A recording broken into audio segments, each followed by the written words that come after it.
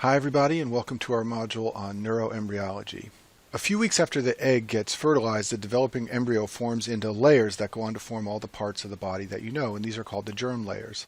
So the mesoderm layer in the fetus goes on to form the cardiovascular system and things like muscles and bones. The endoderm layer goes on to form liver and lungs and the GI tract. But what we're going to talk about today mostly is the ectoderm, and this is what forms most of the central nervous system. So there's a surface portion of this ectoderm, and that forms things like the anterior pituitary, the lens, and the cornea. There's a neural tube, which is a very important structure we'll talk about in a minute, that forms the brain and the spinal cord. It also forms the posterior pituitary and the retina. The anterior and posterior pituitary have different embryonic origins, and that's why they have different functions in the adult. And then finally there's a portion called the neural crest, which forms the autonomic and sensory nerves, and it goes on to form the skull. So the neural tube is one of the most important embryonic structures, not only because it goes on to develop so much of the nervous system, but also because of failures in neural tube development are some of the most common neuroembryological abnormalities in babies. So to form the neurotube, which will go on to form the neural system, the whole process starts with something called the notochord, which is an embryonic structure. And it secretes signaling molecules that drive this process, and one of the signaling molecules has this very unique name, the Sonic the Hedgehog protein. There's a funny story behind this. There were a number of proteins at the time that looked like hedgehogs, and they had different hedgehog names. And the researcher who discovered this one, who ultimately went on to win the Nobel Prize, well, his kids were playing Sonic the Hedgehog all the time at home on a video game, so he named it Sonic the Hedgehog.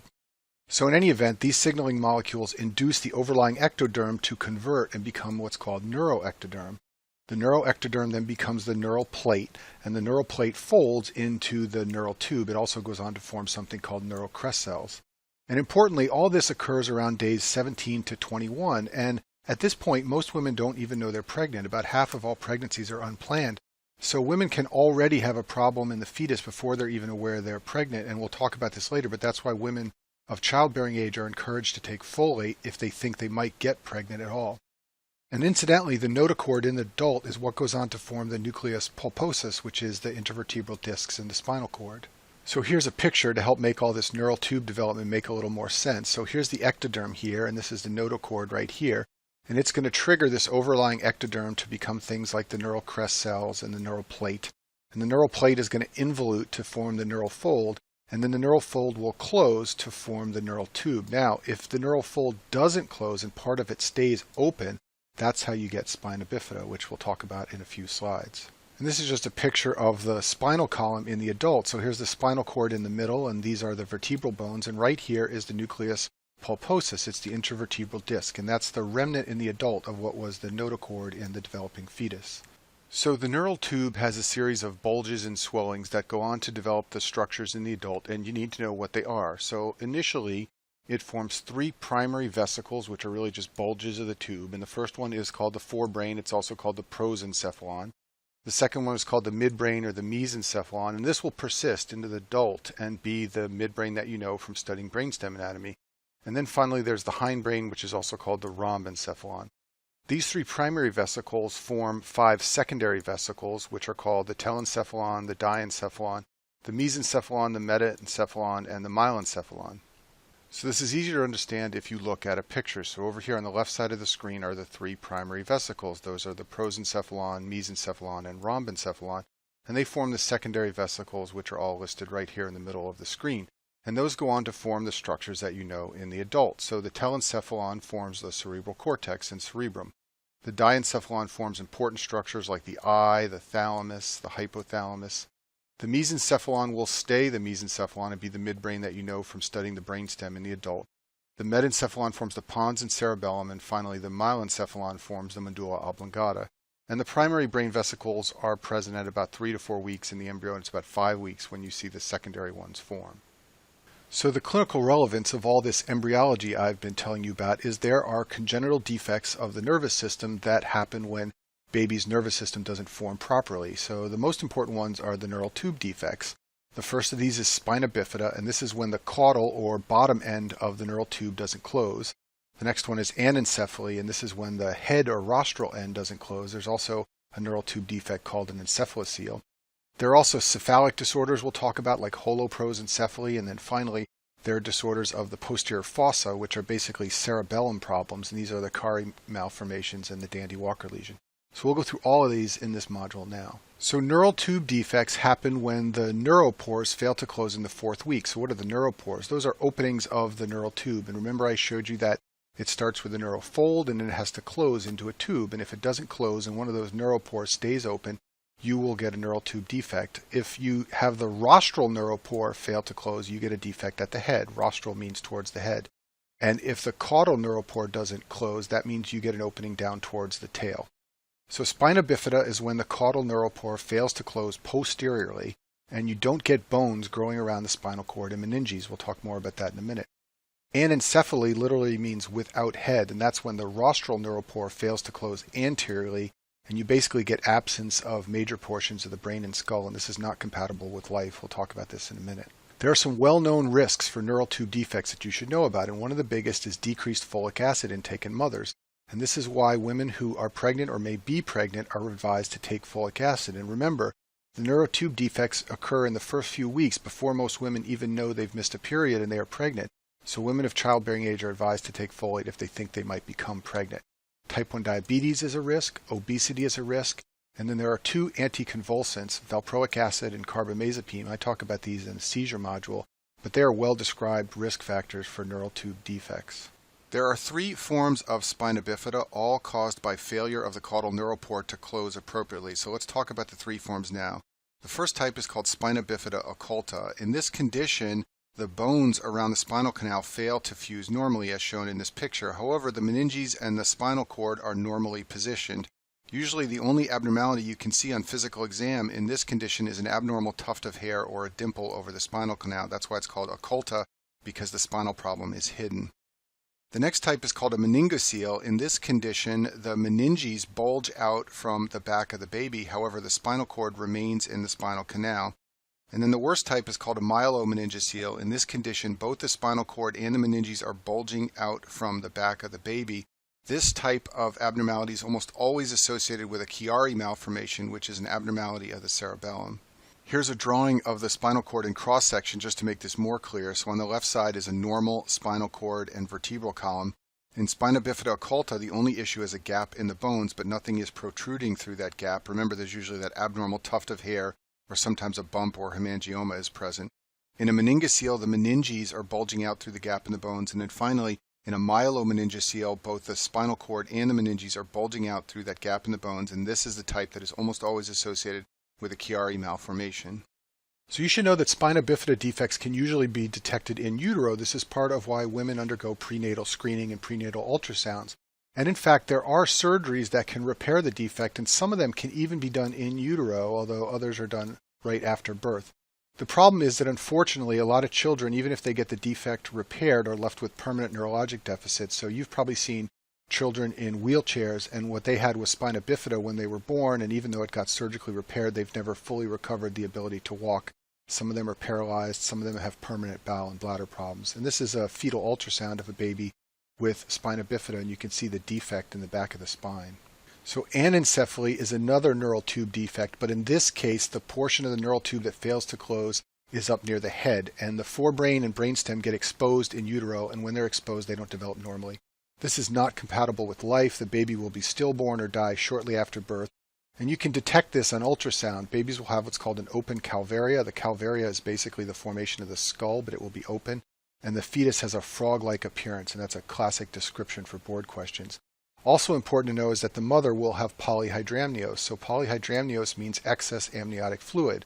And the way amniotic fluid is produced is it's the baby's urine, and then the baby swallows it to take it back into the body. But babies with anencephaly can't swallow the amniotic fluid, so the mother is going to develop polyhydramnios. And then one other type of neural tube defect is called an encephalocele. Down here on the right, there's a picture of a baby with one of these. This is where brain or meninges herniate through a skull defect. It's the least common type of neural tube defect, and the most common site for this to occur is the occipital bone. So alpha-fetoprotein is a protein synthesized by the baby in utero, and when the level of this protein is high, it suggests a neural tube defect. It's a fetal-specific globulin. It's made by the fetal yolk sac and some of the fetal organs. We actually don't know exactly what the purpose of this protein is in the developing baby, but we do know it's excreted by the fetal kidneys, and at about 16 to 18 weeks, you can measure the AFP level in the mom's bloodstream. So you can draw blood from the mother and detect alpha-fetoprotein. If the level is high in the mother's bloodstream, this may indicate a neural tube defect. Now, interpreting alpha fetal protein levels is complex, and a high level doesn't necessarily guarantee a neural tube defect, but it is suggested. When the level of AFP is high, mothers are usually recommended to get follow-up tests, and often this is an amniocentesis, where a needle is inserted and some amniotic fluid is drawn out for testing. If the level of amniotic fluid AFP is high, that strongly suggests neural tube defect, and they will also check something called the amniotic fluid acetylcholinesterase level. If both of these are high, it strongly suggests a neural tube defect. When you do OB rotations, you will see women who are pregnant come in for what's called prenatal screening, and one of the things they are screening for are neural tube defects in the baby. Partly they'll do this by ultrasound. As I showed you before, you can see some neural tube defects by fetal ultrasound, and they will also check the maternal blood level of alpha fetal protein. Now, they are also going to screen for Down syndrome at the same time. There are markers of Down syndrome by fetal ultrasound. One of the classic ones is for the nuchal area at the back of the neck to become translucent, meaning it's clear and dark on ultrasound. And they will also send serum markers in the mom's blood for Down syndrome. Usually what they send is what's called the triple screen. So they test the mother's blood for AFP, estradiol, and HCG. AFP is high in neural tube defects, like I said, and it's actually low in Down syndrome. And then levels of estradiol and HCG are abnormal in the mother's bloodstream when there's Down syndrome. So this is what prenatal screening is all about, and it's looking for neural tube defects in addition to Downs and other problems. Okay, now we're going to talk about holoprosencephaly, and this is a cephalic malformation. It's failure of the prosencephalon to cleave. I'll show you a picture of that in a minute, but remember the prosencephalon was one of those developing areas of the neural tube, and the left and right hemispheres of the brain, which as you know are supposed to be separate, do not separate. It usually happens during weeks 5 to 6. And it is a failure of signaling molecules. That sonic hedgehog protein, again, is implicated. And this protein has so many effects, it's part of why the researchers who discovered it won the Nobel Prize. The key findings for babies who have holoprosencephaly, you can't see their brain and that's not separated, but when you look at the baby, you'll see facial abnormalities. The mild forms are cleft lip and palate. If it's severe, they may have just one eye. That's called cyclopia. And it's associated with some other chromosomal abnormalities like trisomy 13, trisomy 18, and it's also associated with the fetal alcohol syndrome. And so here on the left side of the screen is a normal prosencephalon, and it's separated into two parts like it's supposed to. But over here on the right is a holoprosencephaly prosencephalon, and the cerebral hemispheres are still stuck together, and the optic neuroectoderm did not separate. So when you look at the baby's face, if it's mild, you might just see a cleft lip, which is what that is right here. If it's severe, you can see cyclopia like this, where the baby has just one eye. Next, we're going to talk about the Chiari malformations, and these are all abnormalities of the cerebellum. That's the way I always remember it. They are a group of disorders numbered 1 through 4, but you only need to know numbers 1 and 2 because 3 and 4 are incredibly rare. And they all involve downward displacement of the cerebellum, and there's a picture of that down here. So the cerebellum has started to move downward through the foramen magnum, and there it can compress the brainstem, which is one of the problems in Chiari malformations. And it can also obstruct CSF flow and give hydrocephalus. And those are the two major issues that children with Chiari malformations have. So we'll talk about the Chiari 1 malformation first. This is where you have an abnormal shape of the cerebellar tonsils, and the tonsils are these small rounded structures at the bottom of the cerebellum. And the tonsils get displaced downward below the foramen magnum. Here's a picture of it over here on the right side of the screen. And it's very high yield to know that Chiari 1 malformations are associated with syringomyelia. We talk about syringomyelia in the spinal cord module, but this is a picture of it over here on the left side of the screen, and it's a cyst in the middle of the spinal cord, and it causes very specific symptoms. Because this is a smaller malformation than Chiari 2, patients often don't have symptoms until they get into adolescence or adulthood. The mean age when people get symptoms is 18 years. One of the first things they get is headaches, and this is because their meninges are being irritated by the malformation. They classically complain of something called a cough headache, where their headache is worse when they cough. They also get cerebellar dysfunction, so they can have ataxia, and they can have cranial nerve dysfunction because that herniated cerebellum can compress the brainstem and give you cranial nerve lesions.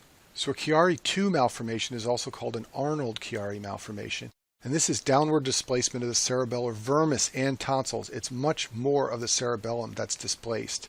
This usually causes a brainstem malformation. You can get something called a beaked brainstem on neuroimaging because the malformation is compressing the brainstem. And remember what I said before, these patients almost always have a spinal myelomeningocele, and because of that, this is usually detected prenatally because the myelomeningocele can usually be seen in a fetal ultrasound. So the big problem with these malformations is that it blocks the aqueduct and gives hydrocephalus. And remember what I said, before there were shunts available in the 60s to lower the pressure in the head, most babies with this malformation died from hydrocephalus. Because of the myelomeningocele, there's usually paralysis below that defect. And just keep in mind that hydrocephalus in infants doesn't present the way it does in adults. So adults will come in complaining of a headache, but a baby can't complain of a headache. So what will you see if a baby has hydrocephalus? You'll see a large head circumference on growth curves. So when you do a pediatrics rotation, you always measure the circumference of the child's head and compare it to a growth curve. If it's too large, that may suggest hydrocephalus. Babies can have their anterior fontanelle distended. The fontanelle is the space below skull bones, and it seals in childhood, but it can be distended in babies. The sutures, which are the spaces between the skull bones, can be widely split. And there's a classic finding of a cracked pot sound. It's also called McEwen sound when you percuss the skull in babies with hydrocephalus. I don't think anyone does this anymore, and these problems are usually picked up in utero or right after birth, so the children never go on to get this sick. If they did walk in with an undiagnosed Chiari-2 malformation and hydrocephalus, these are some of the things you might see. So the last malformation we'll talk about is called the Dandy-Walker malformation, and this is a developmental anomaly of the fourth ventricle. It's also often detected by ultrasound in utero, and you get poor development of the cerebellum is the bottom line. Technically, it's hypoplasia or agenesis of the vermis. The cerebellar hemispheres, they look flattened when you image them, and they're separated from each other by something called a Dandy-Walker cyst. And you get cysts in the fourth ventricle which cause hydrocephalus. Hydrocephalus is the main problem in this abnormality. There are many, many associated symptoms and conditions, and this is really rare, and I don't think it's worth your time to remember them all.